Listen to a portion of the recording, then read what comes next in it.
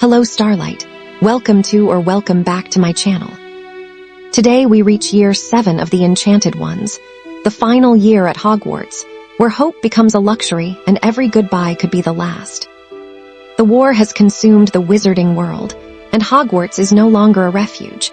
Empty seats in the Great Hall grow with every passing week, familiar names disappear from the attendance lists, and every owl carries the possibility of devastating news. The Marauders have become young adults forced into impossible choices, while Hayley struggles to hold on to the people she loves as the world falls apart around them. Christmas offers one final glimpse of happiness as Hayley visits James, Lily, and baby Harry, clinging to the dream that one day peace will return. But even those precious moments are overshadowed by the knowledge that time is running out. Then, tragedy strikes. The deaths of James and Lily Potter shatter everything Hayley thought she could protect. Sirius is branded a murderer, Peter is hailed as a hero, and the people closest to her begin slipping away one by one.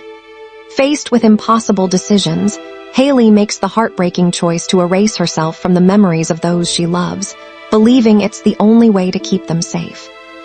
As she walks through the ruins of Godric's Hollow, searches endlessly for Iris, and buries the memories that once defined her, Hayley is forced to confront a devastating question. Who are you when no one remembers your name? This is the darkest chapter of the Enchanted Ones, a story of unbearable grief, impossible sacrifice, shattered friendships, and the heartbreaking cost of surviving a war that steals everything. By the end of this journey, Hayley Potter must leave behind not only Hogwarts, but the girl she once was.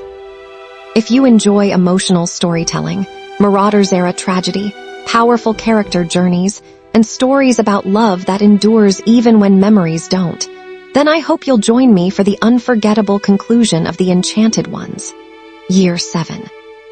So grab your favorite drink, get comfortable, and prepare to say goodbye to the generation that changed the wizarding world forever.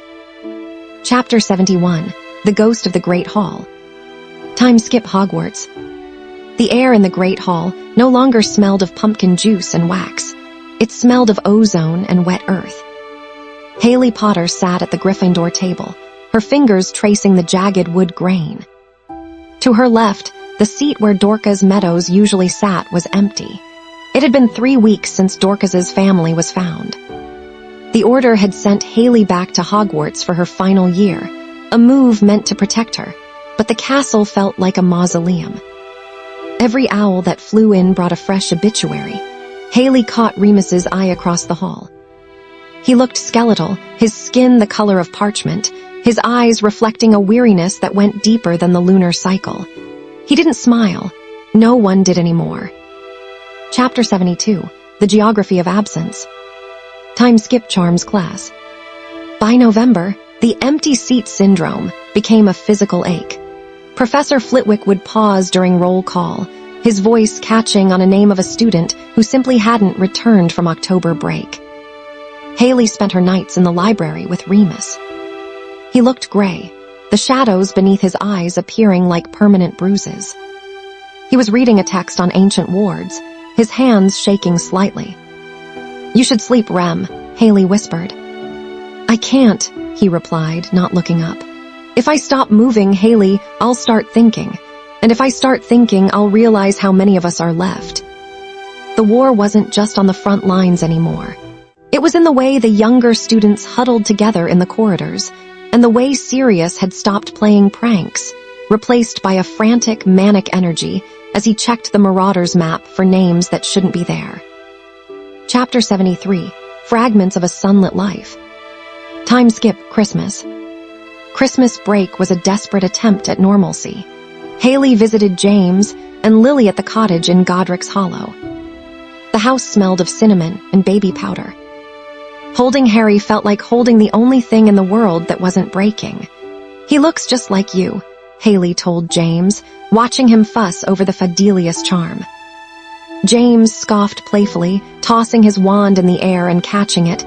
"Please, he's much better looking. But don't worry, little sister. You know, I'm a couple of years older than you. I can teach you how to look this good." Hayley rolled her eyes, scoffing. You're barely 2 years older, James. Don't flatter yourself. He's got Lily's spirit anyway, James added, his voice softening as he looked back at the cradle. He's going to grow up in a world where we don't have to hide, Hayley. I promise. The goodbye lingered. James hugged her until her ribs ached, messing up her hair one last time just to be annoying. Peter was there, too, hovering by the door, his eyes darting toward the shadows. He looked small, swallowed by his own robes. Hayley patted his shoulder, a gesture of comfort he didn't seem to know how to receive.